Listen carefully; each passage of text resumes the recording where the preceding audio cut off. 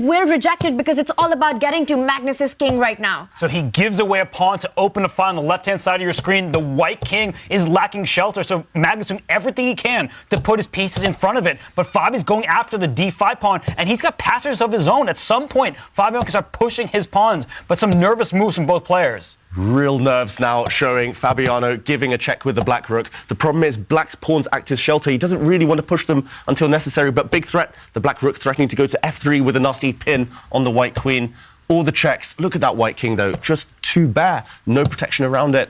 Fabiano needs to pounce, needs to win this game. He's outplayed Magnus. Whoa! And there's a check on b2. Is that super dangerous for white's king, forcing it on the a file? So the king can run. The question is, can it hide? And it's hiding in front of that pawn on b4. On the left-hand side of your screen, you see Magnus's king. There aren't too many pieces remaining. He's out in the open. Can that d pawn suddenly become a queen? Is Magnus actually the one with the upper hand? It's really possibly turning around right now. All three results possible.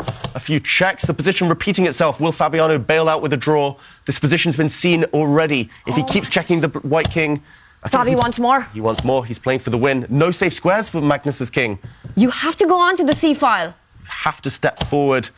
You have to run forward with the white king. But I think it's losing. You go up to c7, it goes diagonally. The black queen steps up one square to a7 with check. And I think it's a mating net. The rook will slide over at the end. I think that Magnus is about to get checkmated.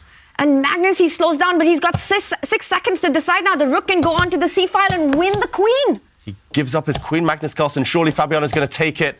But look at the white pawn. The remaining white pawn is so far advanced. Still not over yet. Magnus has lost his queen, but he's still fighting. He's fighting because it's all relying on these two pawns moving ahead. And Fabiano Caruana on seconds. Can he convert this with just 4 seconds on the clock? I think he made those quick moves to gain the increment. Reminder to everybody, 3 seconds added every single move you make. So a quick check, go block that pawn, and then push your own pawns. Fabi can win this game. Even if he loses queen for those 2 pawns, then he can push the pawns of his own. A rook can't stop, but he gave it away with check.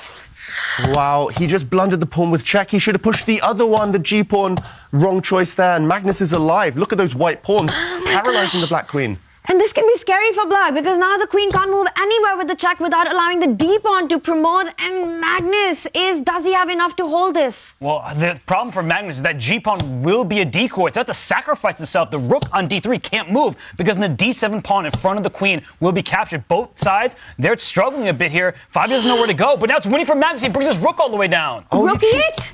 He chooses the wrong square. He trapped his own queen. And it's handshakes. Magnus Carlsen does the unbelievable. He wins down a queen.